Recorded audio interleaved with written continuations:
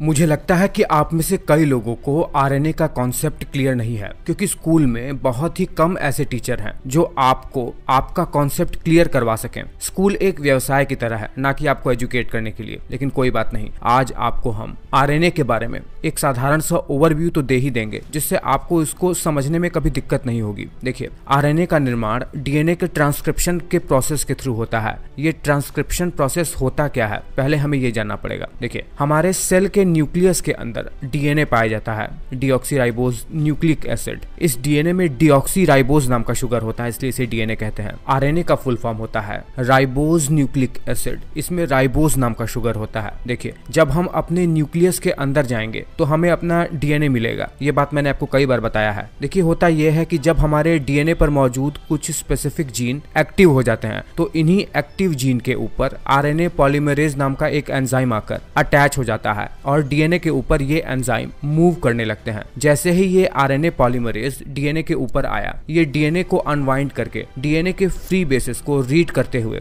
RNA का निर्माण करना शुरू कर देता है। डीएनए के ऊपर जो मौजूद कोड होता है वही निश्चित करता है कि निर्मित होने वाले आरएनए के ऊपर जो नाइट्रोजनस बेस के ऑर्डर होंगे वो किस ऑर्डर में अरेंज होंगे। बस अंतर इतना है कि आरएनए में थाइमीन की जगह यूरेसिल नाम का नाइट्रोजनस बेस होता है और बाकी के एडेनिन, ग्वानिन, साइटोसिन सेम वैसे ही रहते हैं जैसे डीएनए में होता है। देखिए, इस प्रोसेस को जिसमें डीएनए के थ्रू आरएनए का निर्माण हो रहा है, इसे ट्रांसक्रिप्शन कहते हैं। इससे पहले कि निर्मित हुआ आरएनए न्यूक्लियस से बाहर निकले अपने फंक्शन को परफॉर्म करने के लिए, उसके ऊपर कुछ प्रोसेसेस होते हैं। कुछ व्यर्थ के पोर्शन जो आरएनए में बन गए हैं उन्हें कट करके दोबारा से आरएनए को जोड़ा जाता है और फिर अब प्रोसेस हुआ आरएनए न्यूक्लियस से बाहर निकल पाता है। देखिए, आरएनए में केवल एक स्ट्रैंड होता है, वैसे नहीं जैसे डीएनए में 2 स्ट्रैंड होता है। ये स्ट्रैंड भी फॉस्फेट शुगर के मॉलिक्यूल से बना हुआ होता है और इसके ऊपर नाइट्रोजनस बेस के मॉलिक्यूल ऐड रहते हैं। और अब आते हैं मेन बात पर, डीएनए से बना आरएनए कितने प्रकार का होता है और अलग अलग आरएनए का हमारे शरीर के अंदर फंक्शन क्या क्या है, ये भी तो हमें जानना जरूरी है। देखिए, सबसे पहले आपको ये बता दें कि हमारे सेल में मौजूद आरएनए 3 प्रकार का होता है। ये 3 प्रकार का आरएनए है मैसेंजर आरएनए, जिसे एमआरएनए के नाम से भी जानते हैं, ट्रांसफर आरएनए जिसे टीआरएनए के नाम से भी जानते हैं, और राइबोसोमल आरएनए जिसे आरआरएनए के नाम से भी जानते हैं।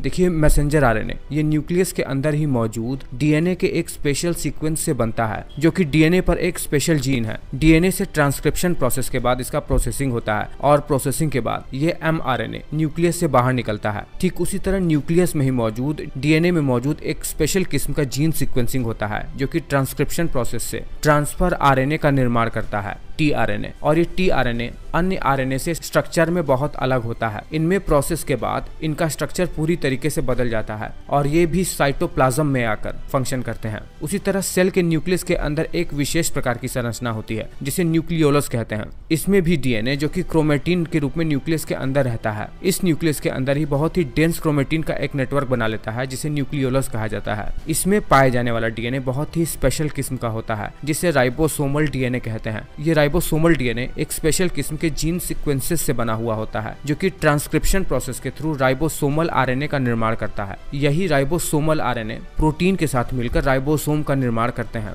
जो कि प्रोटीन के निर्माण में बहुत ज्यादा आवश्यक है। देखिए, अब ये तीनों आरएनए मिलकर काम कैसे करते हैं। तीनों आरएनए सिंथेसिस होकर जब न्यूक्लियस से बाहर निकलते हैं तो होता यह है कि सबसे पहले राइबोसोम, जो कि राइबोसोमल आरएनए से मिलकर बना हुआ है, वो मैसेंजर आरएनए के ऊपर अटैच हो जाता है और फिर ट्रांसफर आरएनए, जो भोजन के थ्रू हमने अमीनो एसिड लिया था, प्रोटीन के छोटे छोटे मोनोमर्स अपने ऊपर अटैच करके राइबोसोम और एमआरएनए के ऊपर आकर दोनों के साथ कंबाइन होकर नीचे एमआरएनए के कोड को रीड करता है और प्रोटीन को उसी के अकॉर्डिंग सिंथेसिस करता है, यानी अमीनो एसिड को एक निश्चित अरेंजमेंट में अरेंज करता है जैसा एमआरएनए में नीचे कोडिंग हुई होती है। और इस प्रकार से हमें हमारे काम का प्रोटीन मिल जाता है। जैसी हमारी जेनेटिक्स होती है, ठीक वैसा ही प्रोटीन हमें मिलकर हमें प्राप्त होता है। मैं उम्मीद कर रहा हूँ कि आपको आरएनए का कॉन्सेप्ट क्लियर हो गया होगा, कम से कम शब्दों में। आप ये बात मुझे नीचे कमेंट करके जरूर बताइएगा।